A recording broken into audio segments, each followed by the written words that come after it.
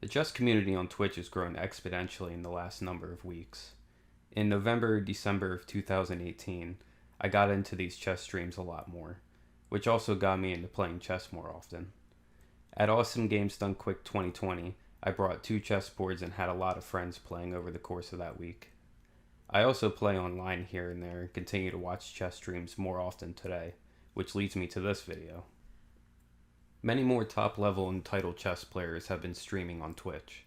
In this stream, Grandmaster Anushka Muzychuk and International Master Elisabeth Paehtz are playing a variant of chess against viewers. Elisabeth is here playing Blindfolded. Yeah. Many higher level players can be seen playing in this format. Anna is controlling the board since Liz cannot see it, obviously.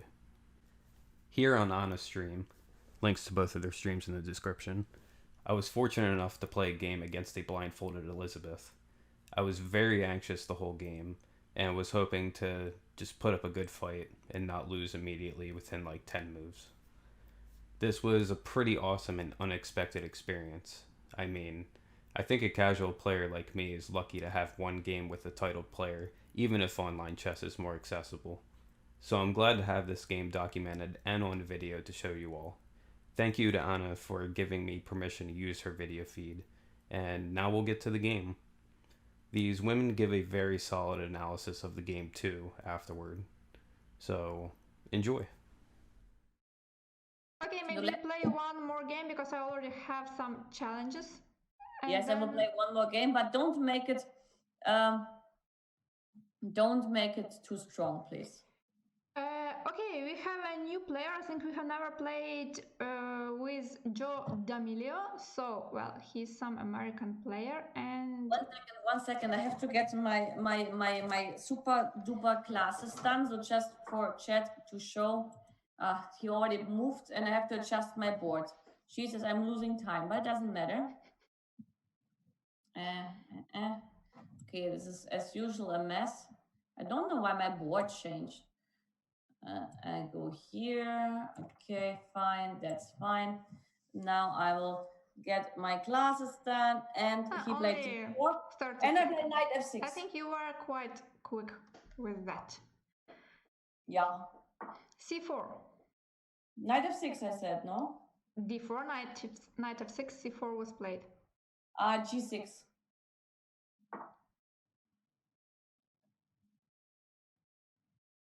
Knight f3. Bishop g7. e3. b3. e3. Okay, castle.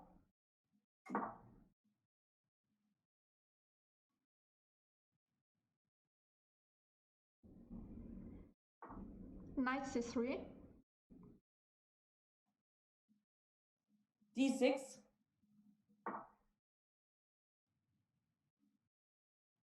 Bishop e2.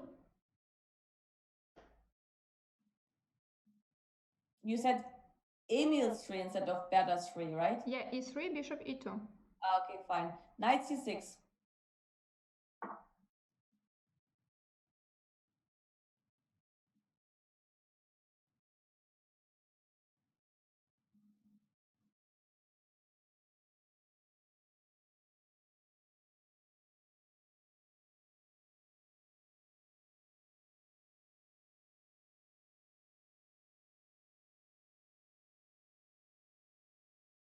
Castle. e5. d5. Knight b8.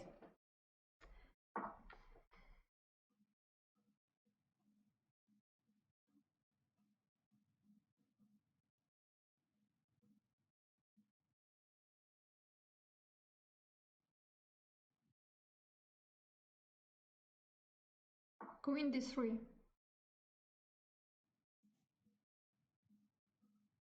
Knight d7. bd7, I guess. Yeah, knight bd7.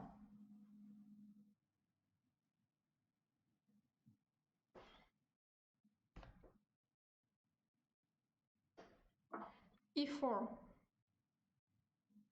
Knight c5.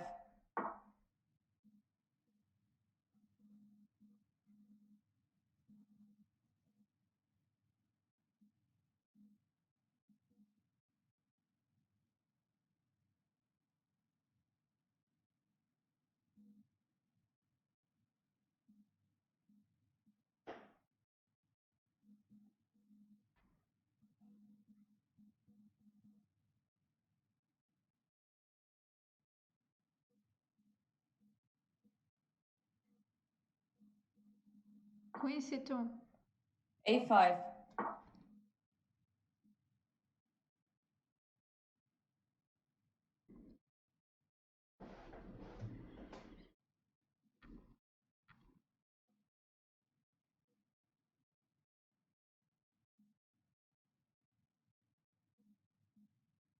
Bishop e3. Knight g4.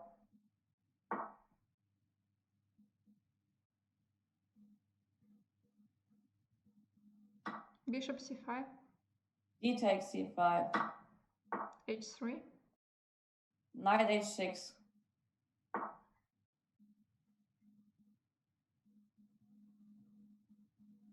Rook a d1.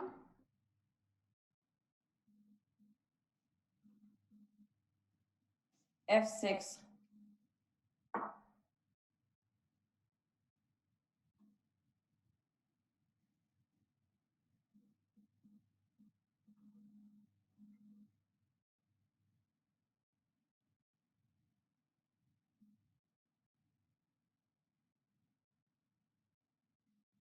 Knight b5.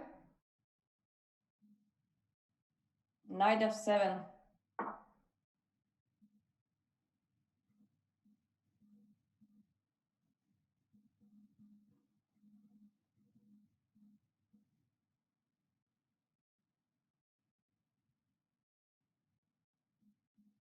a4. Knight d6.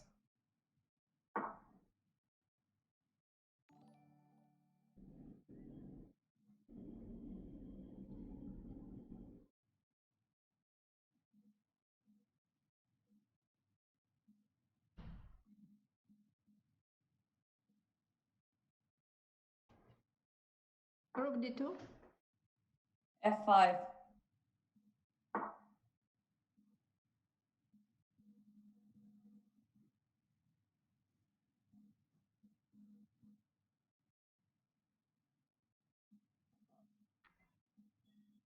Knight d6. D takes d6. E takes f5.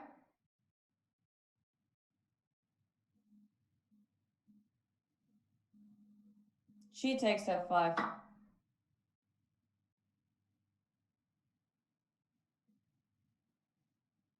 g3.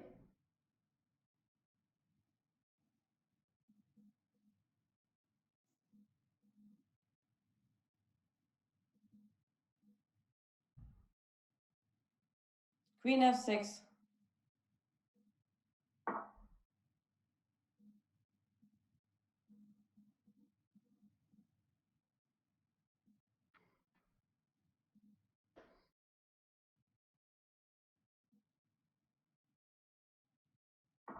Bishop d3. e4.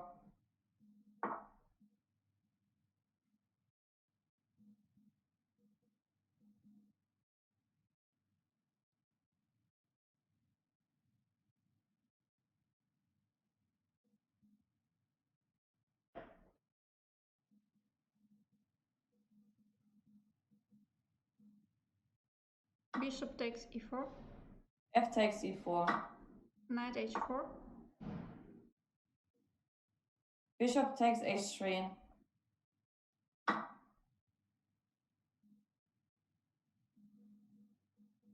Rook e1.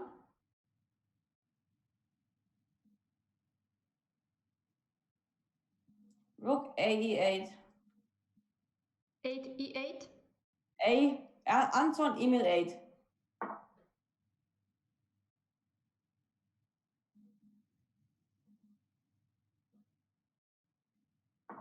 King h2. Bishop f5.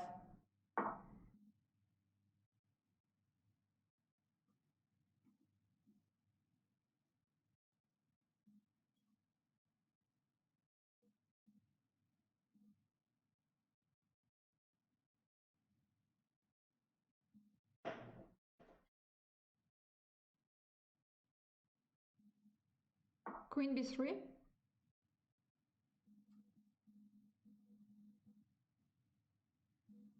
Rook e7.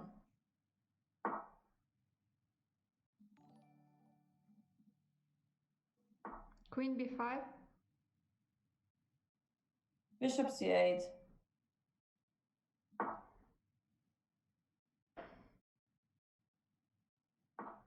Rook d e2.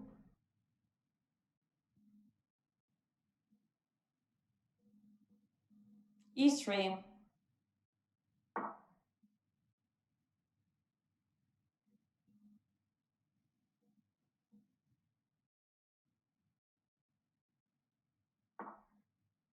Knight f3. Queen takes f3.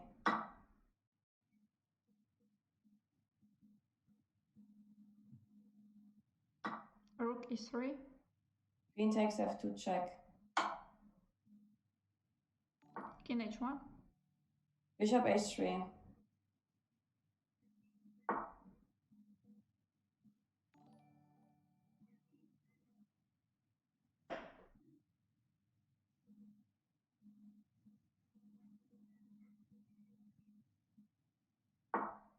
Rook 1 e2.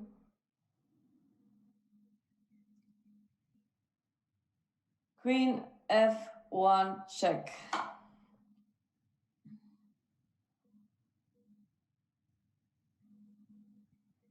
King h2. Bishop g4.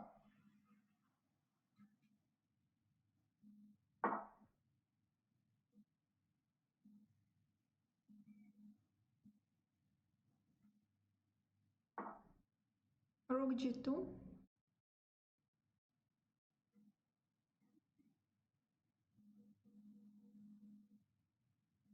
Rook f2.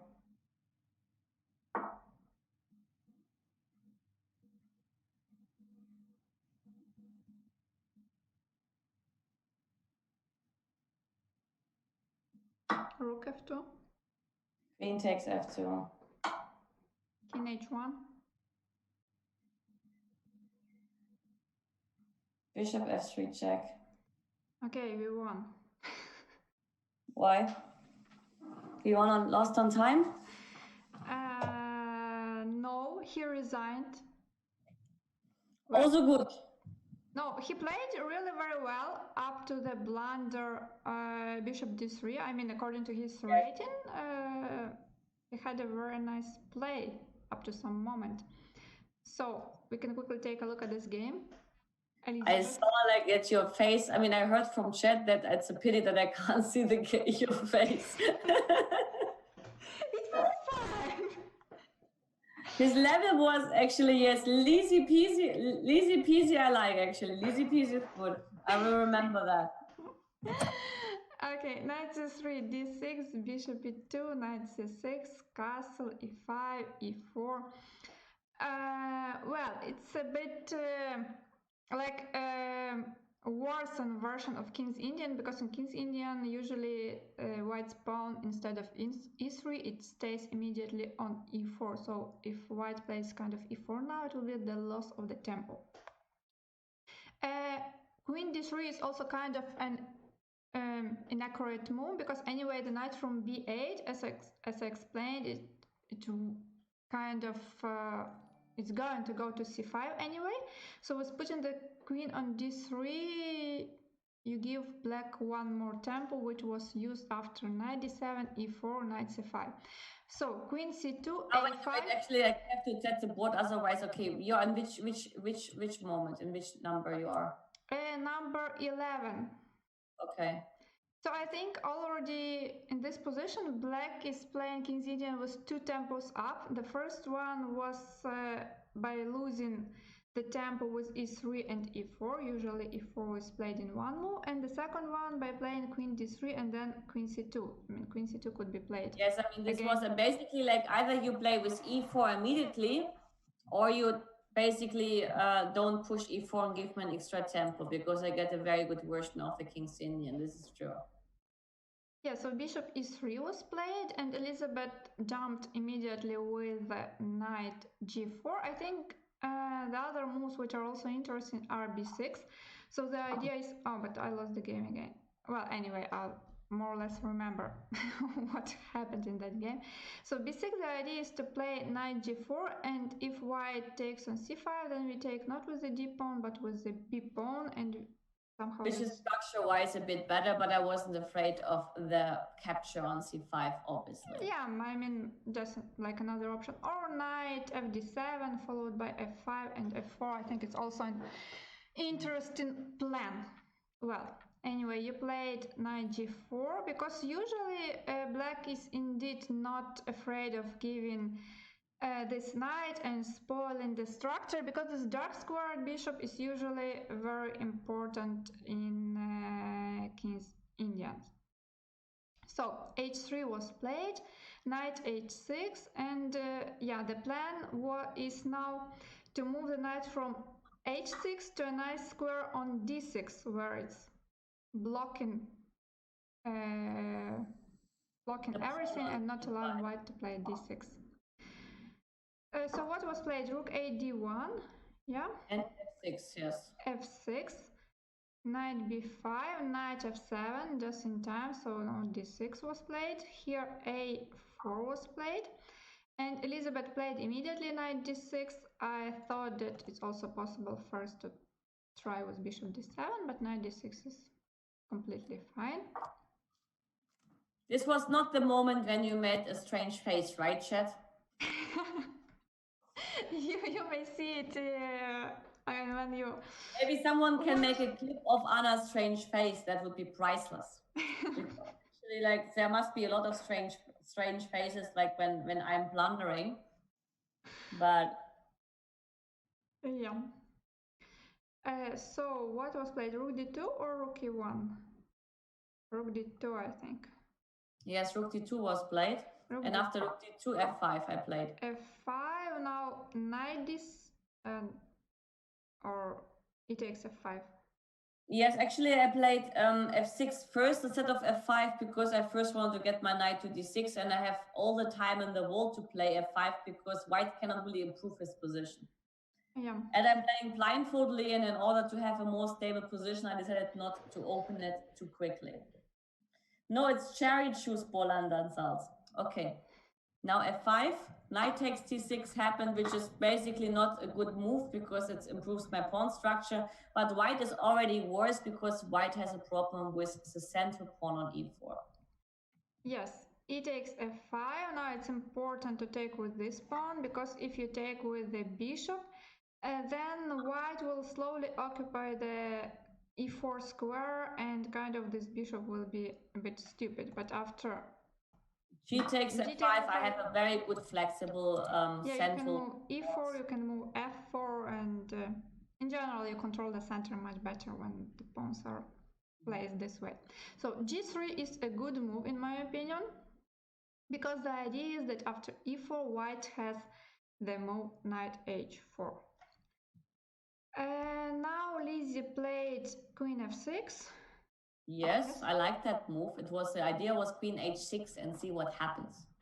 I thought the idea was to play bishop d7 and play rook e8, but obviously not. Okay, but I mean, like, if I wanted to play bishop d7, I could have played it immediately. Really? I mean, stupid. That's why I want to play queen h6, capture the pawn on h3, and mate as quick as possible, as usual.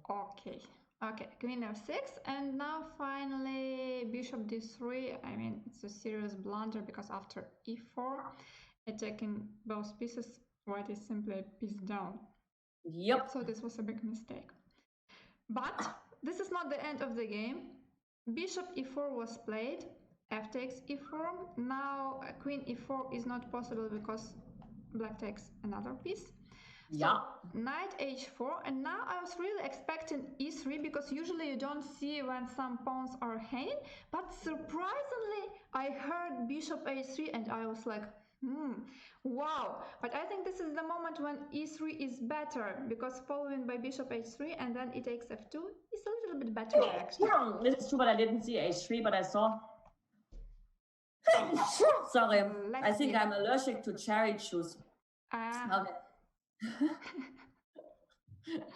And I saw that bishop h3. I saw bishop h3. Thank you, Enzoline. I saw bishop h3 and I didn't feel like that I should look for something else because it was very good. Dankeschön, honky tonk, or honk honk. Okay. Okay, So, rook e1, rook a e8. Now I don't know why white didn't take this pawn, but they didn't do that. Instead, king h2, rock solid. king h2 was played, and now bishop f5. I wanted to keep that pawny pawn.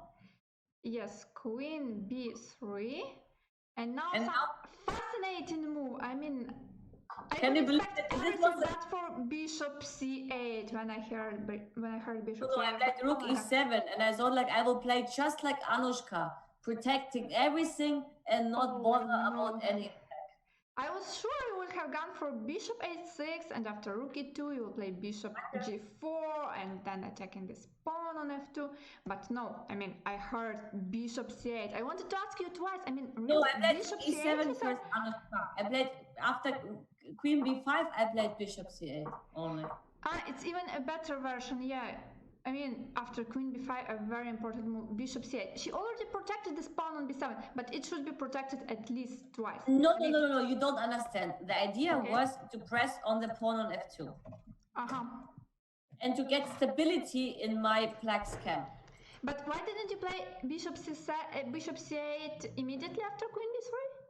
Because the thing is, like, I first wanted to lure the queen to b5 before I will retreat.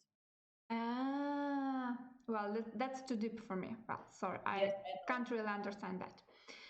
So bishop c8 was played, and now I believe rook e2 was played. Yep. Yeah, rook e2. You played e3. Fascinating. Yeah, fascinating. It's very tactical, Anushka.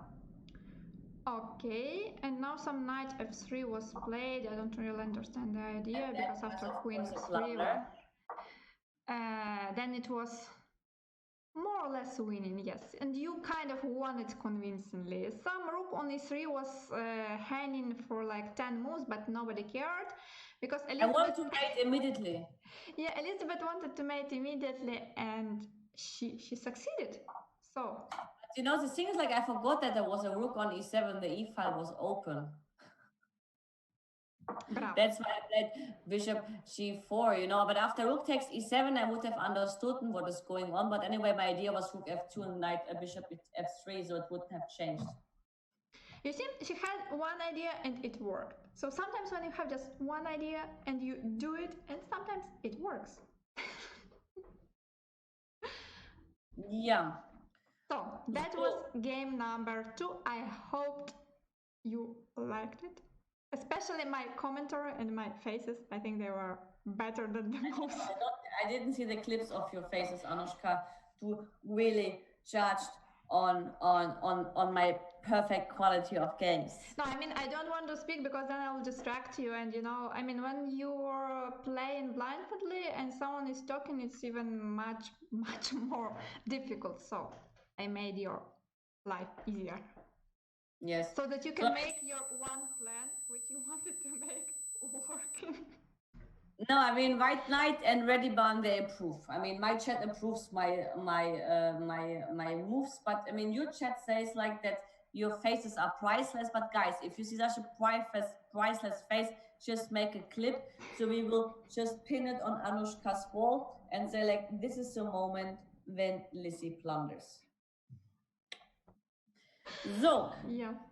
What are we doing now? Maybe we will switch now to hand and brain, because it's enough of blindfold chess. Yes, it's something. Yeah, thank you, Joe D'Amelio, for the game.